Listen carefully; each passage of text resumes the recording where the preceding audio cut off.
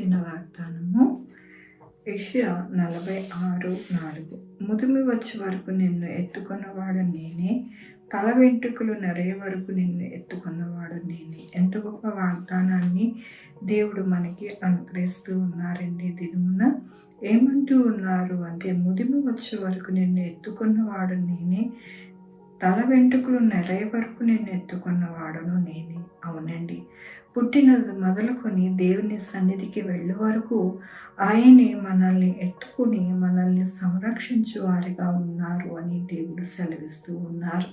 మన జీవితంలో ఎన్నో ఆటుపోటులు, మన జీవితంలో మరి మన యొక్క భవిష్యత్తులో మరి చిన్నప్పటి నుంచి ముదిమి వచ్చే వరకు అనగా తల వెంట్రుకలు నెరిగే వరకు ఎన్నో ఇబ్బందులు, కష్టాలు, బాధలు కలుగుతూ ఉంటాయి.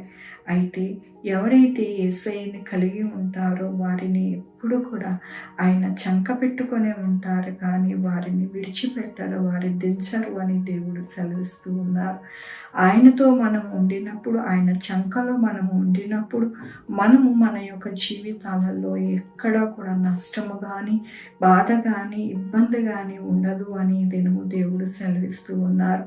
దేవుని యొక్క వాక్యంలోని నేనే చేసి ఉన్నాను, చంక పెట్టుకున్న వాడును నేనే, నిన్ను ఎత్తుకొని సంరక్షించేవాడును నేనే. అవునండి, మన యొక్క జీవితాలని సంరక్షించే దేవుడుగా ఉన్నారు. మనల్ని చంక పెట్టుకొని విడవకుండా ఎల్లప్పుడూ కూడా సంరక్షకుడుగా ఆయనే మనకి ఉన్నారు. కాబట్టి మన జీవితంలో ఎందుకు నిరుత్సాహము, బాధ, కష్టము, ఎంతో బాధపడుతూ నిట్టూర్పులు విడుస్తూ ఎంతో మరి కష్టముగా వారి జీవితము వెళ్ళబుచ్చుతూ ఉంటారు. కానీ ఎప్పుడైతే యేసయ్య చెంతలో మనము ఉంటామో మన జీవితం ఎలా ఉంటుంది అంటే సుఖవంతముగా, సంతోషకరముగా, ఫలభరితముగా, అలాగే ధన్యులుగా మనము ఉంటామని దేవుడు ఈ దినమున సెలవిస్తూ ఉన్నారు. మనము ఎల్లప్పుడూ కూడా ఆయన దగ్గరగా ఉండడానికి మనం ప్రయత్నం చేయాలి, కానీ ఇంకా దేని కొరకు కూడా మనము మరి బాధపడుతూ ఆలోచిస్తూ ఉండకూడదు. దేవుని యొక్క వాక్యానుసారముగా జీవిస్తూ దేవుని యొక్క ముఖకాంతిని చూసేవారిగా మనము గడిపితే కనుక మన జీవితంలో దేనికి కొరత కానీ, ఇబ్బంది కానీ వాటిల్లదు. ఎందుకు అంటే ఆయనే మనకి సంరక్షకుడుగా ఉంటూ ఉన్నారు. కాబట్టి సంరక్షించు వారు మనల్ని ఆహారము అనుగ్రహిస్తారు, వస్త్రాన్ని అనుగ్రహిస్తారు, అలాగే మనము ఉండవలసిన షెల్టర్ కూడా ఆయనే అనుగ్రహిస్తారు. మన బిడ్డల భవిష్యత్తు, మన కుటుంబ భవిష్యత్తు కూడా ఆయనే మనకి తోడై ఉండి నడిపిస్తారు. కాబట్టి మన జీవితం ఎల్లప్పుడూ కూడా ఆయన చేతుల్లో ఉన్నదని మనము మరవకుండా ఎల్లప్పుడూ కూడా ఎంతో సంతోషభరితముగా ఉండి దేవుణ్ణి హత్తుకొని జీవిస్తే గనక మన జీవితము ఎక్కడా కూడా ఎటువంటి అపశృతి కానీ, ఎటువంటి ఇబ్బంది కానీ, ఎటువంటి కొరత కానీ ఉండదని దేవుడి దినము ఈ యొక్క వాగ్దానముతోనూ వాక్యముతోనూ మాట్లాడుతూ ఉన్నందుకు దేవునికి వందనాలు చెల్లిస్తూ ఉన్నాను.